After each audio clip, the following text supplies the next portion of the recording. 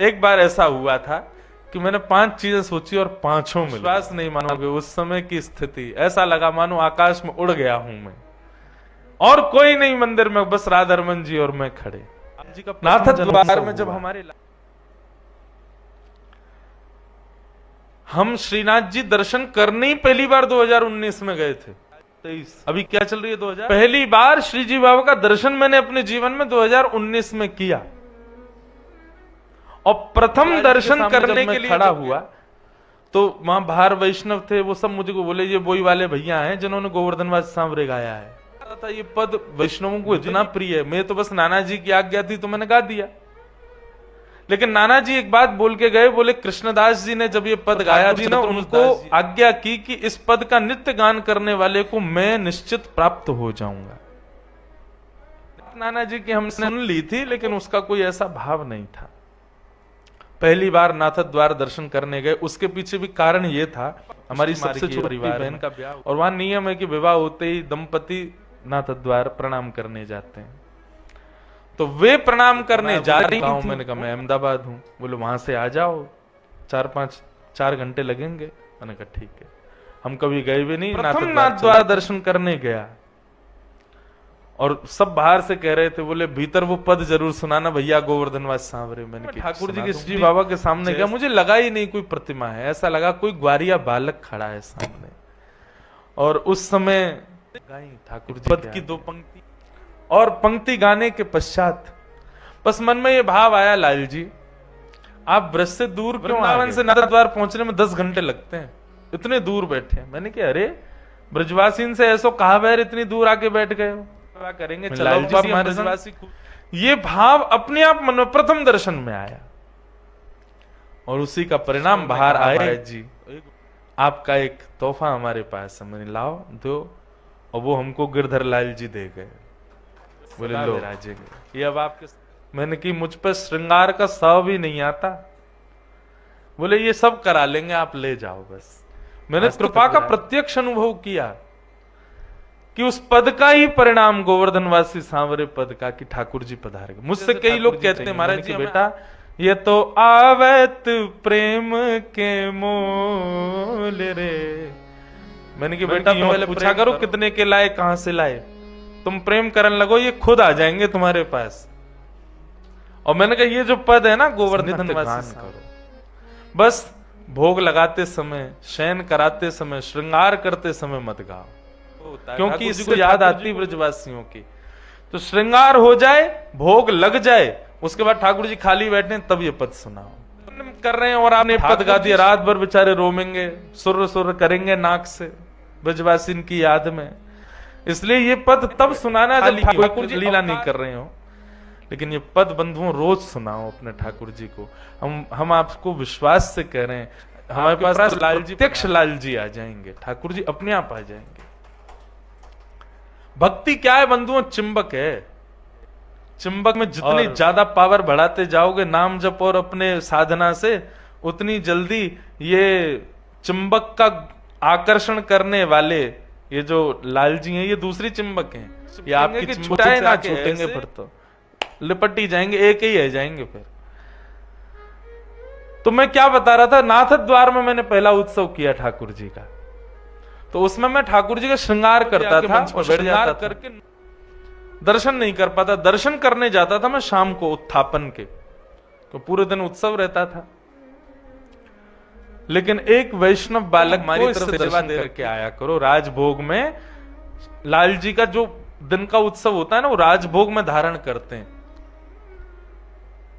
तो प्रथम दिन वो दर्शन करके आया, आकर के बताया, बोले कैसे लग रहे हैं, कैसे आज? बोले आज ठाकुर जी ने नीलो पिछोड़ा पहनो है, ऐसे पीछे अपने ऐसे धारण कियो है, इतनी सारी माला पहनी है, ऐसा चौकटा है, और ठाकुर जी आज कांच की हटरी में बैठे। उस दिन हमारे लाल जी भी नीले पिछोड़ा में, कांच की हटरी में, वैसो ही श्रृंगार, वैसो ही मुकुट। मैं कही यार ये मैंने कही कि तू श्रीजी बाबा के दर्शन करके आई है, तू हमारे लाल जी के क्यों करके आए हो? बोले मैं लाल जी के नहीं, मैं श्रीजी बाबा के ही करके आया हूं। मैंने कहा हैं ये कैसे होगा? मैं तो सुबह शाम को जब मैं उत्थापन में जाता तो प्रत्यक्ष प्रमाण हो जाता कि लाल जी वैसे ही बैठे जैसे हमारे लाल जी। मैंने कहा चलो आज प्रथम दिन ठाकुर जी ने एक जैसा श्रृंगार कियो बिना पता, मुझे पता नहीं था, फिर भी ठाकुर जी प्रसन्न है इस उत्सव से। अगले दिन हमने ठाकुर जी को लाल पिछोड़ा धराया और अगले दिन मोतियों की हटरी में हमारे लाल जी बैठे। मैं दर्शन कथा करने आ गया। कथा करने के बाद में वो बालक फिर मिला। मैंने कहा हाँ भाई, बोले आज ठाकुर जी बाबा ने लाल पिछोड़ा पहनो है और मोती की हटरी में विराज रहे हैं। मेरे हाथ पांव कांपे। मैंने कि भाई तू यार तू सही बता। बोले सही बता रहा हूं महाराज जी। और शाम को फिर उत्थापन में मैं दर्शन करने गया तो वैसे ही ठाकुर जी। मैंने कहा ये कुछ तो बात है। अगले दिन मैं ऐसा श्रृंगार करूंगा जो श्री जी बाबा धारण इन दिनों में करते ही नहीं है, तब पता चलेगी। और हमने अपने ठाकुर जी को सेहरा बांध दिया, दुल्हा बना दिया अपने लाल जी। मैंने किया अभी जन्माष्टमी के समय अब। और उस दिन ठाकुर जी नीली हटरी में विराजमान हुए। अब मेरे कथा में कम मन लगे, मुझे यूं लगे कब कथा पूरी हो मैं उससे पूछूं कि आज ठाकुर जी कैसे दिख रहे हैं। कथा पूरी करके जैसे ही मैंने पूछी, मैंने ले जाके मैं जल्दी बता, बाहर लोग खड़े प्रणाम करो। मैंने तुम खड़े रहो, तू बता पहले ठाकुर जी कैसे लग रहे हैं। बोले आज श्री जी बाबा ने सेहरा पहना है। जैसे ही उसने ये बात कही, मैं सत्य बताऊं नेत्रों से अविरल अश्रुधार, नीली हटरी में ठाकुर जी। अभी भी सोच रहा हूं, मेरे रोंगटे खड़े हो रहे हैं, नेत्र सजल हो रहे हैं। कैसे कृपालु नाथ।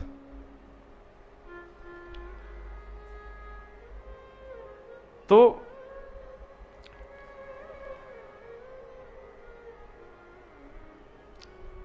ये रीति थी ताज बेगम।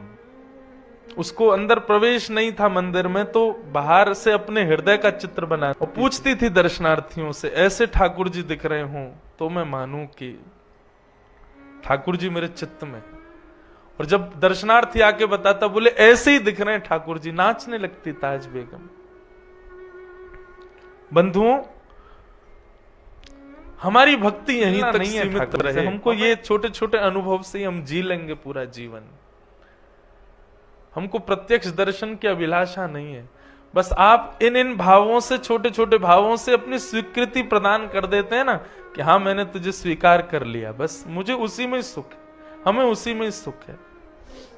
किशोरी जी स्वयं तो दही बेचने नहीं जाती, पर सब सखियां जाती है तो कहा करूंगी तो मैं भी इनके संग चली जाऊं। तो आज सब सखियन के संग दही बेचन के काजे सब गोपी जा रही हैं और किशोरी जी उनके साथ यमुना पल्ली पार गई। अब यमुना पल्ली पार गई, वादना ऐसा योग बनो कि कोई दही खरीदे वारो आयो ही नहीं, दही विक्रय भयो ही नहीं। शाम को समय है गयो, किशोरी जी ने सब सखीन से कही, अच्छा अब चलो वापस चलो, विलंब हो जाएगा, कीर्ति मैया फिर बहुत डांटे, चलो वापस चलो। जैसे ही वापस जावे को तैयार भई, यमुना जी के तट पर पहुंची। मंदम मंदम सूर्य अस्त हो चुका, धीरे धीरे अंधेरा हो रहा था। किशोरी जी सब सखीन ते कह रही, अरे जल्दी करो, जल्दी कोई नौका की व्यवस्था करो, पल्ली पार चले।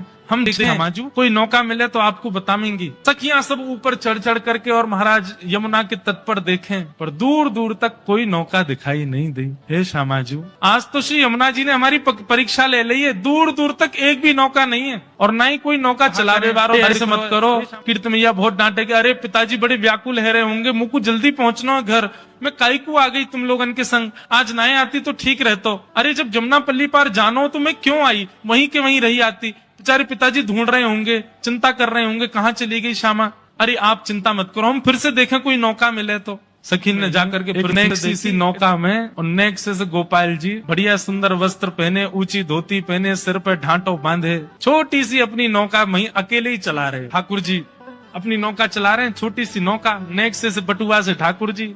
इतनी बड़ी नौका है कि ठाकुर जी जैसो एक और आ जाए, बस से ज्यादा जगह नहीं है नौका में। अकेले ठाकुर जी चला रहे हैं, इतने में गोपी ने ऊपर से देखो, थोड़ी थोड़ी शाम ढल गई है और शाम ढलवे पे नौका तो दिख रही है लेकिन नौका चलावे वालों ना दिख रहा। ठाकुर जी शाम में विलीन है गए। अरे श्यामाजू एक नौका तो दिखाई दे रही है छोटी सी, और वह नौका में गदमदरासो छोरा और बैठो है। श्री जी बोली, उपाय करो, नौका बुलाओ, मोकू जल्दी ब्रह्मानु जी के पास पहुंचना, मैया बाबा बड़ी चिंता में होंगे। आप चिंता मत करो, हम अभी बुलावे। सब गोपी गई, गोपी जाकर के सब अटारी चिल्लाने लगी, ओ मल्हा के, ओ नाव चलावे वाले, जल्दी अपनी नौका लेके आए यहाँ पे। ठाकुर जी धीमे धीमे नौका चला रहे, नौका चला रहे, देख करके फिर दूसरी तरफ देख करके अपनी नौका चलाने लगे। गोपी बोली, बड़े अहम में बैठो ही तो नौका वारो, देख के मुंह फिर ले अपनो। ओ भैया नौका वारे, ओ मलाके, नेक अपनी नौका लेके आ जल्दी इत पार, हमारी शामाजू पार करेंगी। ठाकुर जी बोले पहले तमीज से बोल ले, मलाके चिल्ला रही, कोई मलाको थोड़ी हूँ मैं, कोई नाव चलावे वाला हूँ यहाँ पे। जी मेरी नौका, मेरे बाबा ने छोटी सी मोकू बनवाई है, जहाँ मैं बैठ के कभी कभी जमुना जी की सैर करूँ मैं, कोई आर पार करवे वारो कोई मला ना हूँ मैं। कहाँ से आ गई है जन जोर जोर चिल्ला रही मलाके। ठाकुर जी की बात सुनकर के गोपी बोली अरे ये तो मान कर रो है, रूठ रो है। दूसरी गोपी बोली अरे कैसे शामाजू को पार करनो भैया, दूसरी नौका दिख नहीं रही है, जय को बुलाओ, नेक प्रेम से बुला लो। गोपी सब कहने लगे अरे मलाके, ओ गदमदरा से कारिया, अपनी नेक सी नौका लेके आ जा। ठाकुर जी बोले नेक देख के तो आऊं, कहाँ है रो, चल दो। अब नेक सीसी अपनी नौका ठाकुर जी वाकू लेकर के, और कभी तो वह खूब तेज गति से चलाने लग जाएं, और तेज से चलाते चलाते कभी कभी ठाकुर जी रुक जाएं, पतवार को धर दें और अपने हाथ पामन ने फैला के भाई में सो जाएं। गोपी के अरे नेक जल्दी कर ले, बीच बीच में कहाँ रुक जाए करे। बोले मेरी नौका, मेरे बाबा ने जब मन होगा तब आऊंगा पल्ली पार। खूब ठाकुर जी कभी नाचने लगे, कभी गाने लगे, कभी उछले, कभी सो जाएं। धीरे धीरे करके नौका लेके आए। सखीन ने जाकर के कही भैया हम कोई 7-8 गोपी हैं, दही बेचन के काजे या गांव में आई हैं जमुना पल्ली पार। अब दूर दूर तक कोई नौका दिखना रही है, शाम ढल रही है, नहीं भैया तू कृपा कर दे, हमें पल्ली पार पहुंचाए थे। ठाकुर जी बोले पहले तो दूरी से बात कर, माँ कोने में चली जा, आ रही है चल रही मेरी नौका में, नौका रुक जाएगी मेरी। और तुम कितनी सखी बताई? बोले 6-7 सखी हो, सबरी बैठ जाओगे, कहाँ लोगो मेरी नौका को? बोले अरे भैया मान जा, आपत्ति काल में तो इतना कर ही सके, हम सबरी लटक जाएंगे, कोई यहाँ लटक जाएगी, कोई पल्लंग को है जाएगी, बैठा के न पार कर दे। ठाकुर जी बोले मैं ना कर रहा हूं पार, अब यहाँ ठाकुर जी नाम में ना बैठाऊंगा। और जैसे ठाकुर जी अपने नाम में बैठ के जान लगे, सबरी नाम पकड़ ले, अरे तेरे हाथ पाम जोड़े भैया मत जावे। इतने में किशोरी जी ने मन में विचार किया, चल के तो देखूं, तो हमारी टीले के पीछे से श्री जी अब चढ़ करके आ रही है वहां की तरफ। और जैसे ही टीले के ऊपर किशोरी जी पधारी, लड़ते झगड़ते ठाकुर जी ने एक दृष्टि से नेक श्री जी को देखो। श्री जी को देखते ही ठाकुर जी की ना हाँ में परिवर्तित होने लगी। भैया तेरे हाथ पाम जोड़ रहे हैं, पार कर दे। अच्छा ठीक है कर तो दूंगो, लेकिन पहले तुम्हारो शरीर कैसे हो, तुम्हारो कहीं वजन ज्यादा भयो तो मैं ना बैठाऊंगा अपनी नाम में, मेरी बाबा ने बनवाई है मेरे काज नाम, ऐसे थोड़ी सबन को बैठा लूंगा। सब सखियां आई, अब किशोरी जी तो वहीं पीछे खड़ी है, वो स्वामिनी है, वो अपनो थोड़ी बतावेंगी कि मेरो अंग प्रत्यंग, मेरो शरीर कैसो। सब सखी आकर के कह रही हैं ठाकुर जी सबन को देखे, तू तो बहुत मोटी है, कौन है जा तो ना, तू तो डूब के जाइयो, डूब ही जाया में, इतना भारी शरीर लेके डोल रही है, ब्रजमंडल पे श्रम दे रही है, चल पल्लंग को है जा। दूसरी गोपी आई, बोले बड़ी बूढ़ी है गई, अब तेरे बाट निहार रहे हैं वहां पे, शमशान चली जा, तू तो यहीं से सीधी कहा करेगी पार जाके। सब गोपीन को ठाकुर जी रिजेक्ट करते जा रहे हैं, और श्री जी वहीं खड़े। ठाकुर जी बोले पहले तो दूरी से बात कर, माँ कोने में चली जा, आ रही है चल रही मेरी नौका में, ऐसा मोटो ताजो तेरा शरीर चढ़ गई, नौका टूट जाएगी मेरी। और तुम कितनी सखी बताई? बोले 6-7 मेरी नौका को। बोले अरे भैया मान जा, आपत्ति काल में तो इतना कर ही सके, हम सबरी लटक जाएंगे, कोई यहाँ लटक जाएगी, कोई पल्लंग को है जाएगी, बैठा के न पार कर दे। ठाकुर जी बोले मैं ना कर रहा हूं पार, अब यहाँ ठाकुर जी नाम में ना बैठाऊंगा। और जैसे ही ठाकुर जी अपने नाम में बैठ के जान लगे, सबरी नाम पकड़ ले, अरे तेरे हाथ पाम जोड़े भैया मत जावे। इतने में किशोरी जी ने मन में विचार किया, इतनी देर है गई, ये कहाँ बातचीत चल रही है, चल के तो देखूं, तो हमारी टीले के पीछे से श्री जी अब चढ़ करके आ रही है वहां की तरफ। और किशोरी जी पधारी, लड़ते झगड़ते ठाकुर जी ने एक दृष्टि से नेक श्री जी को देखो। श्री जी को देखते ही ठाकुर जी की ना हाँ में परिवर्तित होने लगी। भैया तेरे हाथ पाम जोड़ रहे हैं, पार कर दे। अच्छा ठीक है कर तो दूंगो, लेकिन पहले मोकू सबरी सखी आके दिखाओ, तुम्हारो शरीर कैसो है, और तुम्हारो कहीं वजन ज्यादा भयो तो मैं ना बैठाऊंगा अपनी नाम में, मेरी बाबा ने बनवाई है मेरे काज नाम, ऐसे थोड़ी सबन को बैठा लूंगा। सब सखियां आई, अब किशोरी जी तो वहीं पीछे खड़ी है, वो स्वामिनी है, मेरो अंग प्रत्यंग, मेरो शरीर कैसो। सब सखी आकर के कह रही हैं ठाकुर जी सबन को देखे, तू तो बहुत मोटी है, कौन है जा तो ना, तू तो डूब के जाइयो। और सुन तू पल्ली पार जाकर करेगी का, तू डूब ही जाया में, इतना भारी शरीर लेके डोल रही है, ब्रजमंडल पे श्रम दे रही है, चल पल्लंग को है जा। दूसरी गोपी आई, बोले बड़ी बूढ़ी है गई, अब तेरे बाट निहार रहे हैं वहां पे, शमशान चली जा, तू तो यहीं से सीधी कहा करेगी पार जाके। सब गोपीन को ठाकुर जी रिजेक्ट करते जा रहे हैं, और श्री जी वहीं खड़ी है अभी ऊपर, वहां मिट्टी के टीले पे। और ठाकुर जी ने सब सखीन से कह दी, बोले ना पार ना है सको, तुम लोगों ने ना बैठा बड़ी ना, मेरो भार भी बहुत मुश्किल से संभाले। कोमल सो, बड़ो कोमल सो, बड़ो सहज सो, बड़ो निर्मल सो, बिल्कुल जैसे पंख को वजन रहे ना, ऐसे वजन वारी कोई बैठे तो बैठ जाए, और कोई ना बैठ सके। तभी ठाकुर जी ने श्री जी की ओर देखो, और श्री जी की ओर देख के बोली, वो कौन खड़ी है ऊपर?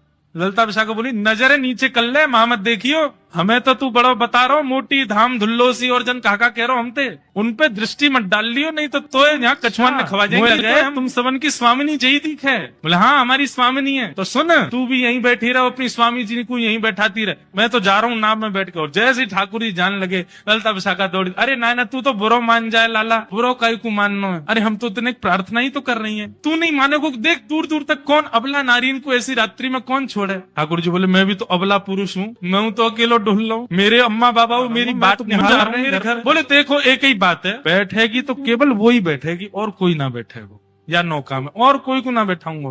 ललता विशाखा एक दूसरे को मुख देखने लगी। सब सखी बोली कहा करें। बोले किशोरी जी के पास चलो। सब श्यामा जी के पास गए। श्यामा जी बोली कहा भयो इतनी देर क्यों लग रही है जी, कहा कह रहा है। बोले किशोरी जी यूं कह रो केवल आप पे बैठा है वो। श्यामा जी बोली अकेली तो मैं नहीं जाऊंगी, मैं यहाँ जानू ना जानू, और जाके तुम देखियो कैसे टुकुर टुकुर निहार रहा हूँ मेरी, और मुझे तो बढ़िया ना लग रहा हो, याके मन के आशय बढ़िया ना है, मैं ना जाऊंगी अकेली जाके संग। और ललता विशाखा तुम दोनों उनको मेरे संग या हमारे छोड़ोगे हो, मेरी रक्षा सुरक्षा करो, तुम अकेली भेज दोगी मोया के साथ। नहीं हम तो बस चाह रही है आप राजी है, जाओ नौका में बैठ जाओ, जैसी पहली पतवार मारेगो नेक नौका भीतर जाएगी, हम दौड़ लगा के हम कूद जाएंगी भाई में, हम सब भी पकड़ पकड़ के फिर कहाँ छोड़ेगो, लेके जाना ही पड़ेगा पल्ली पार, हम भी आ जाएंगे, लेकिन पहले आपको बैठना पड़ेगा। नहीं किशोरी जी बोली ठीक है तुम्हारी इच्छा है तो मैं चली जाऊं। और किशोरी जी नीचे उतर करके आई, और ज्यों ज्यों समीप जा रही हैं किशोरी जी एक बार आंख उठा के देखें और ठाकुर जी को देख के फिर अपनी नजर बदल लें, फिर देखें फिर नजर बदल लें। ठाकुर जी से क्यों नजर हटना रही ना मोते, कहा बताऊं ऐसा मलूक हूं मैं, जो देख ले वो देख तो ही रह जाए। ललता विशाखा बोली ए तू सुन, तू बात ने मत बनावे, बस जा काम को आ बाइक कर दे, हमारी शीजू को बैठा नौका में पार कर दे पल्लम को। ठाकुर जी बोले पहले एक काम होएगा। बोले अब कहा होएगा।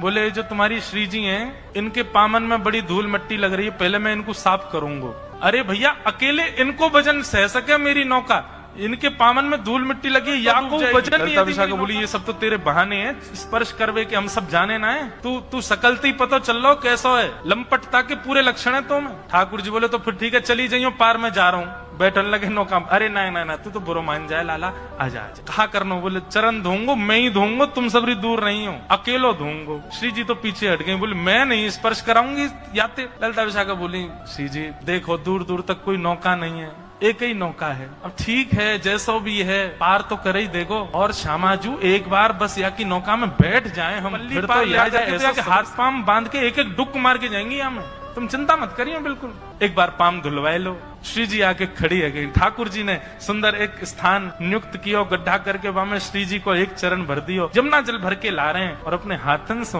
ठाकुर जी श्री जी के चरण स्पर्श करके धो रहे हैं। किशोरी जी अपने आप को संभाल रही हैं। ललता विशाखा ने किशोरी जी को ऐसे अपनो कंधा देवे आमे, ठाकुर जी के दूर कोई स्पर्श मत करियो, मैं अभी चरण धो रहा हूँ, और चरण धोते समय यदि कोई और ने इनको स्पर्श किया तो ऐसा मानो जाएगा कि मैंने वाके चरण भी स्पर्श किए का, और तुम सबन के स्पर्श नहीं करूंगा, तुम स्पर्श के योग्य नहीं हो, मैं तो इन्हीं के करूंगा, या हमारे दूर रहो। श्री जी बोली अरे बाबड़े मैं गिर जाऊंगी, फिर क्या करेगो। ठाकुर जी जानो का इतनी देर रह गई बोले ही नहीं रही हो, चलो स्वर तो निकलो, एक काम करो ना, मैंने ऐसी बढ़िया पाग पहनी है जड़ी की, यहाँ पे अपने ने हाथ रख दो, दोनों हाथन को रख के बढ़िया खड़ी है, जाओ धो लो आपके चरण। किशोरी जी खड़ी है, दोनों हस्त कमल रख के ठाकुर ने अपने पाम भी आगे कर दिए, हमारे धो देने।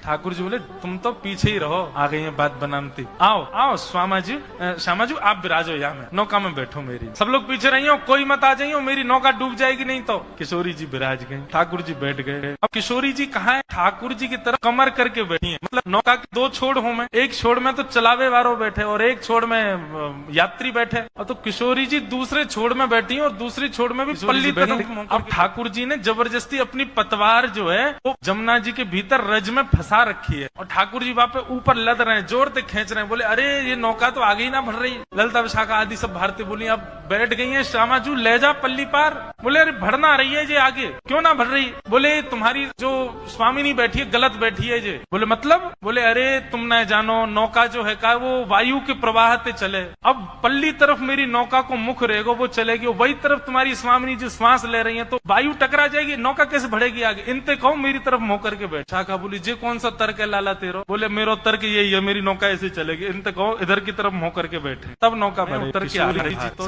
नहीं नहीं आप बैठी रहो, नेकी तो बात है, कहा करना पल्ली पार जाके ये अपने घर, हम अपने घर, हमारो कहा मतलब ये आते। विपरीत स्थिति में सबको बाप बनाना पड़े। श्यामाजू बैठ जाओ। किशोरी जी ठाकुर जी की तरफ मुंह करके बैठ गई, लेकिन मुंह की भौं चढ़ा रखी है, भौं चढ़ा रखी है, प्रेम भर के नहीं देख रही है। ठाकुर जी ने नौका नेक बाहर लाई, और जैसे ही नौका जमुना जी में पहुंची, इतने में तो सब सखीन ने धावो बोल दियो, दौड़ करके गई, कोई कहीं ते कोई कहीं ते, और सबरी चढ़ गई मामा नौका में। जाकू जहां जगह मिली वहीं सबरी चढ़ चढ़ के बैठ गई, और कई तो ठाकुर जी गोद में जाके बैठ गई। ठाकुर जी बोले दारी तुम मैं ऐसी लात मारूंगा गिरोगी जाके। बोले ना डूब रही, अब सुन, अब बीच में पहुंच गए, हम डूबी तो तू ले चलेंगी संग में, अब चुपचाप हमें पार करा दे पल्लंग को।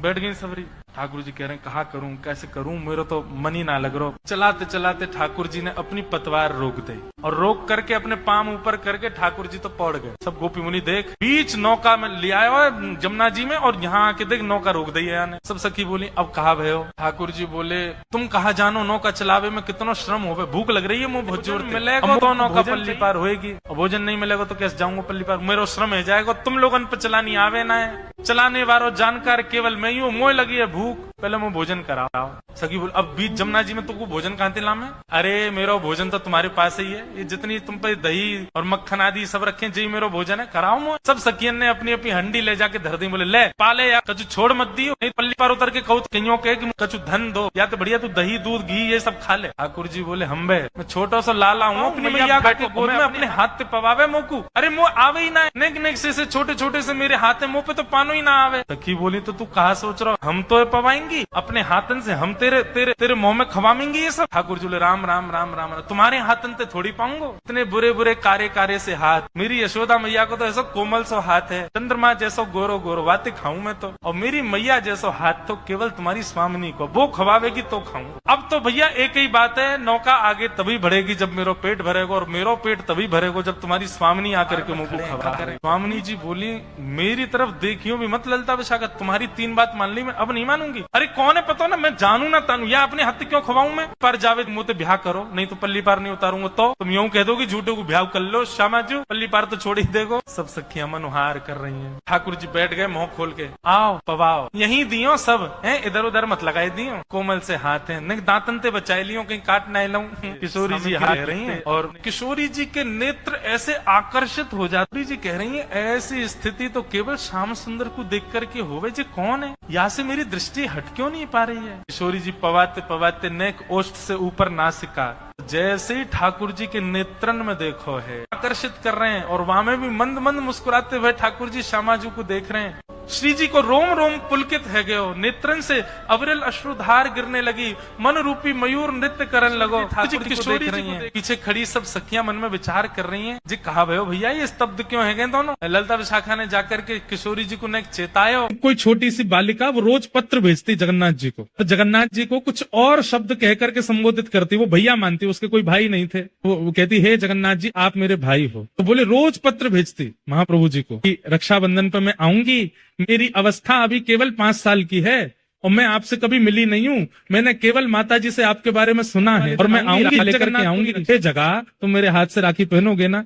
ऐसे बोले महाराज जी। वो रोज पत्र भेजती थी, और हर पत्र में दिन लिखती थी, अब रक्षाबंधन में इतने दिन और रह गए, इतने दिन और रह गए, इतने दिन और रह गए। बोले मैंने वो पत्र पढ़े, और पत्र पढ़ करके उनको पत्र वापस भेजा उसके निवास पे कि मैं मंदिर का ही एक अधिकारी पत्र लिख रहा हूँ, मैंने तुम्हारे सारे पत्र पढ़े और सब जगन्नाथ जी को अर्पित किए। रक्षाबंधन वाले दिन तुम आ जाना, और मेरा दफ्तर यहाँ है, मेरे दफ्तर पे आके अपना नाम बता देना, फिर मैं तुम्हारा हाथ पकड़ के लेके जाऊंगा। और महाप्रभु जगन्नाथ जी को पत्र लिख दिया। रक्षाबंधन वाले दिन मेरे को भी प्रतीक्षा थी कि वो एक छोटी लाली, उसके इतने पत्र आ चुके हैं, वो आएगी, उसको लेके मंदिर जाना है। तो बोले एक हमारा समय रहता है, हमको व्यवस्था देखने के लिए मंदिर में जाना पड़ता है। तो वो समय आ गया था, तो मैं अपने अधिकारियों को बोल गया कि ये किस नाम की कन्या आवेगी, तो वो मेरा पत्र लेकर के आएगी, मैं उसको लेके जाऊंगा फिर मंदिर। बोले हम व्यवस्था देखने के लिए गए, व्यवस्था देख करके आए, तो मैंने पूछा अधिकारियों से कि कोई लाली आई थी क्या छोटी। बोले हाँ, एक 4 साल की 5 साल की बालिका आई थी, और आके थोड़ी देर बैठी रही, फिर पता नहीं कहाँ चली गई। बोले मैं फिर ढूंढने निकला, पता नहीं कहाँ चली गई बेचारी, इतने साल से पत्र लिख रही है, इतने दिन से पत्र लिख, उससे राखी तो बनवा दे। जैसे ही उत्तर से बाहर निकला वो आ रही थी, तो मैंने उससे कहा तुम वही लाली हो जो पत्र लिखती थी, उसका नाम पूछा तो बोले हाँ मैं वही हूँ। तुम क्यों नहीं रुकी, चलो मैं तुम्हें मंदिर ले चलूं, राखी पहनवा दूं। बोले मैं तो राखी पहनाया ही जगन्नाथ जी, तुम कैसे पहना के आ गए। बोले आप यहाँ थे नहीं, मैं आई तो मुझे किसी ने कहा कि आप तो अभी गए, थोड़ी देर बैठो। और पता नहीं कहाँ से एक भैया आए बाहर से और मेरा हाथ पकड़ के, गोरे चिट्टे भैया बिल्कुल इतने गोरे। वो एडमिनिस्ट्रेशन वाले बोले, मुझे लगा कि भाई हमारे उड़ीसा में सांवले होते हैं थोड़े, गोरा कौन आया। बोले गोरे चिट्टे आए और हाथ पकड़ के ले गए और बोले लो यहाँ पे राखी बांध दो। बोले अंदर पहनवा करके आए। महाराज जी आश्चर्य की बात ये थी कि मेरे मंदिर से निकलते और मेरे लौटने तक इतनी देर कपाट बंद थे, महाप्रभु जी के, जगन्नाथ जी के दर्शन हो ही नहीं रहे थे। फिर वो राखी कैसे पहना के आई भीतर। मैंने उससे पूछा तुमने राखी पहनाई, जगन्नाथ जी को देखा। बोले हाँ। मैंने कहा मुझे दिखाओ कहाँ बांध के आई हो। वो बोले भीतर लेके गई और द्वार के पास ही एक स्थान पर जहाँ पे बंद बनाया जाता भीतर लोग ना जाएं, वहां राखी पहना करके आई। कपाट बंद थे, वो भीतर कैसे गई। बोले गोरे गोरे भैया लेके गए। तो फिर मन में भाव आया कि श्री बलभद्र एक दिन आप मधुमंगल बोलो, तू जहां जावे सबरे तेरी इतनी पूजा करें, जा गली ते निकल जाए सबरी गोपी तेरे ऊपर न्यौछावर रह जाए। ठाकुर जी बोले हम मलूक हैं हमारे। मधुमंगल बोलो मलूक तो मैं कम ना हूं डाला, लेकिन तेरे जैसे लत्ता ना है मुंह पे पहनवे को। ब्रजभाषा समझ रहे हो, बताओ लत्ता कहते के हैं, लत्ता किससे कैसे कहते हैं लोगों नहीं पता ही, बस कपड़ों से। मधुमंगल बोलो लाला मलूक तो मैं हूं खूब हूं, लेकिन तेरे जैसे लत्ता ना है मुंह पे, या हमारे मुंह कोई पूछे ना है। काऊ देना तेरो मोर मुकुट पहन के, तेरी कारी कामर पहन के, तेरी पीतांबरी पहन के मैं जाऊंगा, सबरे मोह दंडोत करेंगे, सबरी गोपी मेरे रूप पे न्योछावर रह जाएंगे। ठाकुर जी बोले सबरे कामन ने कर लियो, जय मत करियो, बस मेरे लत्तान ने मत पहनियो लग रहे हैं, लेकिन इनको धारण करने के बाद बड़ो भार है सिर पे। अब ये तो मानवों का स्वभाव रहा है कि जिस काम के लिए मना करो अदबद के उसको करते हैं। मधुमंगल बोलो जरूर इन लत्तान में ही कछु जादू है, तभी मना कर रहा हूं मुझे, लेकिन मैं मानूंगा ना काउदना अवसर मिले तो। एक दिन ठाकुर जी यमुना स्नान करने के लिए गए, मधुमंगल को संग ले गए और ठाकुर जी ने अपनी पाग उतारी, गले के हार उतार दिए, कौंधनी उतार दी, पीतांबरी उतारी, कारी कमरी उतारी। नेक्स्ट सो ठाकुर जी ने केवल एक धोती को एक लांग लगा करके घुटने से ऊपर ऊपर तक को एक भाव पहन लियो और कूद गए ठाकुर जी अपनी चोटी बना करके सिर पे। मधुमंगल आजा, बोले हाँ आ रहा हूं। मधुमंगल भी कपड़ा उतार रहा अपने, ठाकुर जी तैर रहे यहां थे वहां, अब कपड़ा उतार के लुटने लगे, भाग गए और एक पेड़ के पीछे जाके जल्दी जल्दी पीतांबरी पहनी, सिर पे पाग बांधी और मोर पिछ धारण कियो, कानन में कुंडल पहन लिए, कारी कमली लेके ठाकुर जी की वंशी लेकर के वहां फूंक मारन लगो। ठाकुर जी ने जैसे दे, ठाकुर जी बोले ए मधुमंगल जल्दी उतार दे इन लत्तन ने। वो लाला एक बार वृंदावन में घूम के आन दे मुंह, मैं तो देखूं इन लत्तन। ठाकुर जी बोले बहुत पछतावे को, उतार दे। नहीं मानो, दौड़ गए वृंदावन की ओर। यहां कंस ने एक राक्षस भेजा, उसका नाम था केसी। राक्षस जाते जाते कंस से बोला आपके जो शत्रु कृष्ण हैं उनका हुलिया कैसा है। कंस बोलो पीतांबरी पहनता है, सिर पे पाग बांधता है और मोर पिछ लगाता है और वंश लिए घूमता है। केसी बोले आपका काम हो जाएगा, बस देखो। अब इतने में ही राक्षस केसी आया और ठाकुर जी को आभूषण और वस्त्रों से ही ढूंढ रहा था, तभी उसको मधुमंगल दिख गया। मोर पिछ भी है, वंशी भी बजा रहा है, पीतांबरी भी पहनी है और इसने तो काली। कोई गोपी तो न्योछावर भई ना, कोई ब्रजवासी तो वहां पे बेचारो लट्टू भयो ना, एक राक्षस पड़ गयो पीछे। अब मधुमंगल भागो, लाला बचा, लाला बचा, लाला बचा। दौड़ो दौड़ो यमुना जी पे पहुंचो। ठाकुर जी वहां प्रतीक्षा कर रहे। मधुमंगल चिल्ला तो लाला जल्दी बचा, देख तू जावे तो गोपी सब तो पे आनंद है जाए, सब तेरी आरती उतारे, सब तेरी भले, मेरे पीछे तो राक्षस पड़ो लाला। ठाकुर जी कह रहे ना अब मैं ना आऊंगा, तू ही निपट आते मधुमंगल चरण में। अरे लाला तू मेरो लाला ना, आज के बाद तेरी सौं खा के कहूं कभी तेरा रूप धारण तू देखिया। ठाकुर जी ने एक मुष्टिक प्रहार किया, यमुना जी के घाट पे, आज भी केसी घाट है, और केसी नाम के राक्षस का वध किया। मधुमंगल ने सबरे वस्त्र उतार करके ठाकुर जी के आगे धर दिए, बोले लाला तू ही संभाल इन्हें, तो हम ना धारण कर सके। ये ठाकुर जी का कैसा स्वरूप है, ये प्रभाव नहीं है, ये स्वभाव है। क्योंकि ठाकुर जी प्रेमी श्री कृष्ण हैं। प्रेम स्वरूप को विशेष रूप से प्रस्तावित किया गया वो श्रीमद् भागवत है। बीच बीच में कहीं कहीं प्रभाव प्रकट होता है, लेकिन श्री